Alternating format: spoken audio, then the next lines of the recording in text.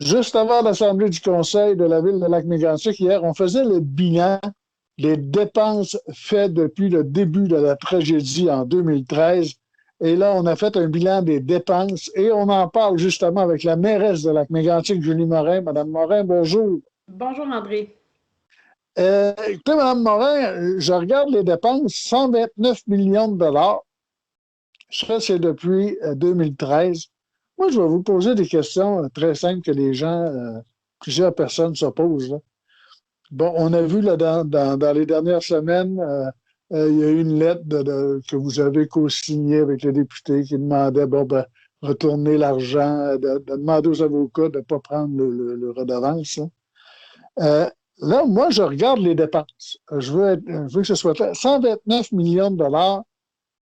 Quand on parle de 45 millions environ pour la décontamination, là, 49 millions, 49,3 millions, euh, la décontamination, c'est vous autres qui l'avez payé, mais c'est le gouvernement qui vous a remboursé. C'est ça? Oui, ben, tout à fait. Mais dans ce cas-ci, nous, c'était la décontamination historique et non la décontamination MMA. Donc, tout le pétrole, ça, c'est le OK. gouvernement directement qui le fait.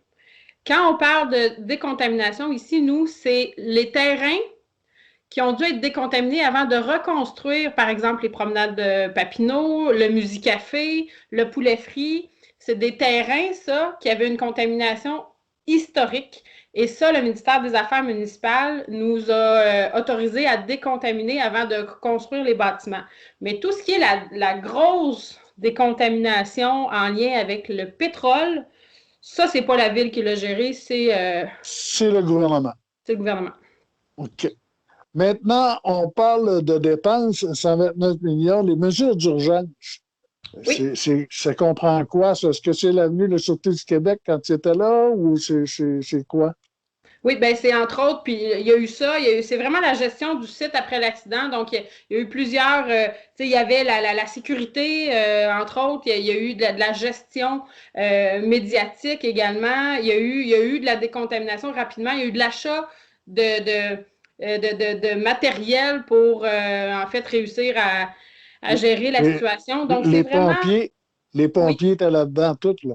oui, exactement. Ça- Exactement. Mais notre trésorier a vraiment le détail de chacun des points au niveau de chacun des grands secteurs dont on a parlé hier. Bien sûr, hier, on a resté assez général parce qu'il fallait quand même rendre ça digestible pour la population. Mais c'est vraiment toutes les dépenses qui ont été reliées là, à la gestion de la crise jusqu'au 1er janvier 2014, donc pendant le temps où la ville était vraiment en mesure d'urgence.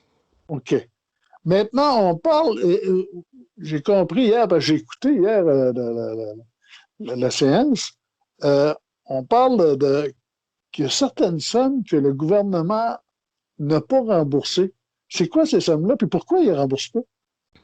En fait, il y avait un décret qui a été émis dans les jours qui ont suivi la tragédie, qui avait certains critères, là, des balises qui avaient été mis là-dedans, puis il y a certaines dépenses qui n'ont pas réussi à faire leur chemin dans ce programme-là. Je peux vous donner un exemple. La grosse partie, là, c'est un 900 millions au niveau des intérêts sur l'emprunt à long terme.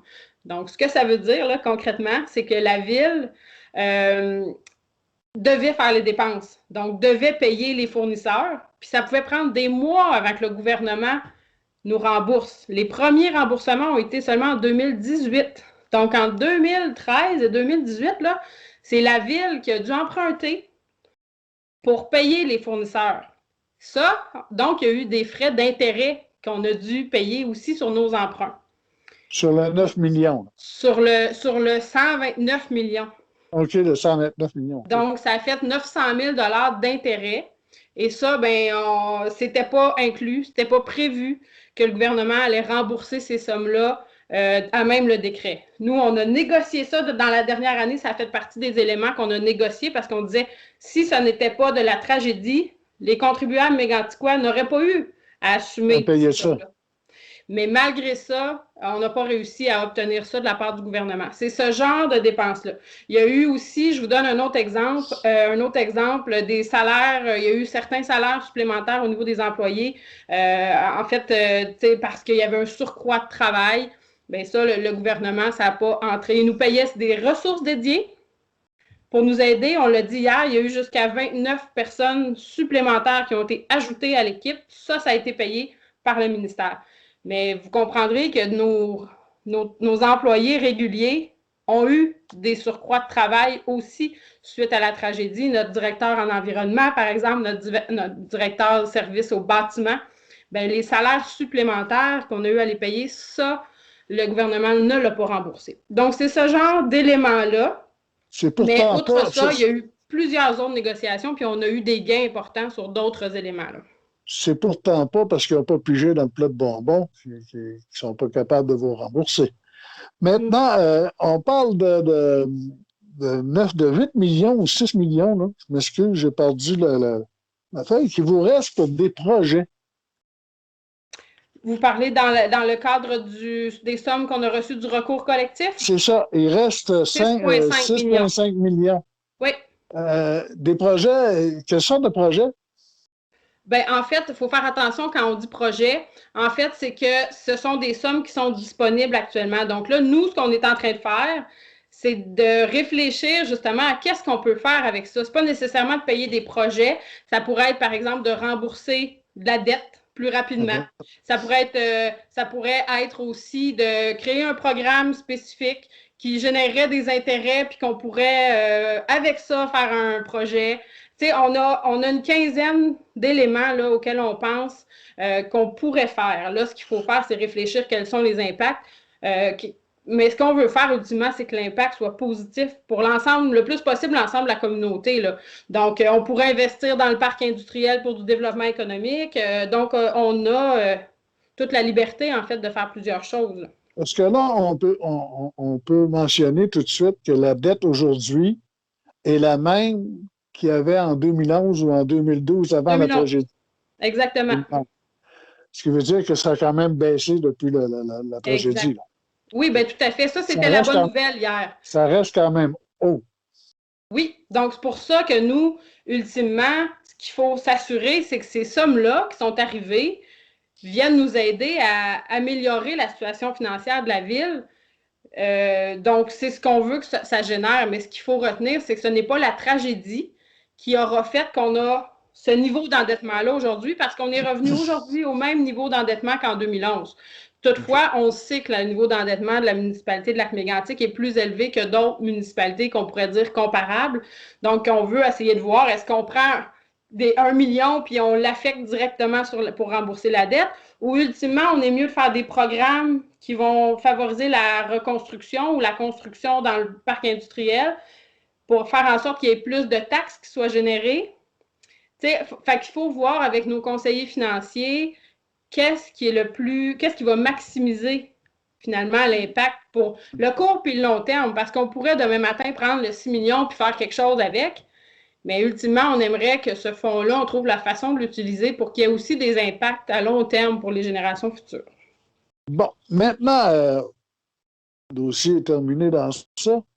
Y a-t-il des projets en vue? Y a-t-il des choses qui s'en viennent? Au centre-ville? L'hôtel est presque fini. Là. À un moment donné, ils vont rentrer les lits et TV. Là. Mais on va, à part les deux logements, les deux blocs à logement qui vont se faire sur le terrain, je crois, des Chevaliers de Colomb. Oui, sur le boulevard des vétérans. L'ancien, sur le boulevard des vétérans. Y a-t-il d'autres projets qui s'en viennent? Bien, en fait, ce qu'on sait, là, c'est que là, on travaille sur des projets. Il y a entre autres des projets au niveau de l'habitation. Qui se travaille. On a toujours, bien sûr, le micro-réseau là, qui est en travail, dans le sens qu'il est installé, puis on va travailler sur l'abri l'abri du micro-réseau dans le parc de la gare. Ça s'en vient bientôt. On est toujours vraiment à faire avancer le projet de marina, je sais ou de capitainerie. Ça, c'est vraiment un projet qui est difficile à attacher, mais si c'est le prochain, là, je vous dirais que vous vous souvenez, vous, comment l'hôtel, ça a été long. Il a fallu faire, en fait, être très créatif puis faire beaucoup d'efforts pour réussir à débloquer ce projet-là. Ben, je vous dirais qu'une fois que l'hôtel a été débloqué, c'est vraiment sur celui de la capitainerie qu'on travaille. Mais ultimement, il y a aussi beaucoup de projets dans le parc industriel. Puis sur le reste du territoire, je pense que ça, c'est important de le nommer aussi. Là, il y a le centre-ville, mais il y a tout le reste. Quand on parle du centre-ville, Mme la mairesse, on parle maintenant de la rue Papineau, parce que le centre-ville, la rue Frontenac, va devenir, à part l'hôtel, le salon de coiffure, puis les optométristes, il n'y a plus de commerce. Ça va devenir plus un endroit résidentiel que commercial. Ben, en fait, pour l'instant, l'usage est mixte. Donc, il pourrait aussi y avoir des commerces. Quand on parle du centre-ville, là, et ça, on est conscient que ça va prendre plusieurs années avant que ce soit bien compris et que tout le monde le perçoive comme ça. Pour nous, le centre-ville, c'est du Québec central jusqu'à Salaberry. C'est un quadrilatère. Québec central à Salaberry, puis la rue Frontenac jusqu'à Papineau. Donc, ça va jusqu'à Salaberry, là. Donc, la rivière est en plein cœur du centre-ville, puis ultimement, il faut unir ces axes-là. Notre centre-ville est donc devenu un quadrilatère. Il faut viser, en fait, qu'il y ait une circulation. Et c'est un peu pour ça, entre autres, on a installé le parcours de sculpture, le marcheur d'étoiles. Si vous faites le tour, là, vous allez vous retrouver sur la Marche du Vent, sur Papineau, sur Salaberry, puis ultimement, vous retournez sur la rue Frontenac, puis dans le parc des vétérans. Ça, là, c'est vraiment le centre-ville, comme on le voit, comme on le définit. Puis c'est pour ça aussi qu'on est en train de travailler l'espace jeunesse du côté Fatima pour unir aussi les deux rives par les ponts. Puis, fait que c'est vraiment le travail qu'on veut faire dans les prochaines années, de vraiment faire en sorte qu'on sente qu'il y a une synergie, puis stimuler la circulation, là, mais dans le centre-ville comme étant un quadrilatère et non plus une rue comme c'était le cas avant. Maintenant, dernière question. La voie de contournement, on va-tu contourner un moment donné ou ben non, ça commence à prendre du temps, là? Ah, c'est long, c'est terrible, mais je vous dirais que ça continue d'avancer. Encore la semaine passée, là, on a eu une rencontre, les trois maires avec Transport Canada.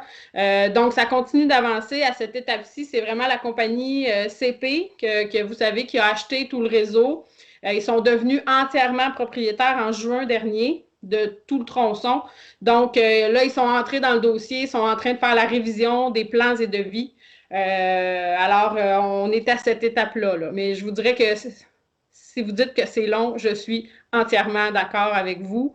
Moi, je vois le 10e anniversaire de la tragédie qui s'en vient. Je sais qu'on a juste 7 ans, là, ça fait un peu plus de 7 ans.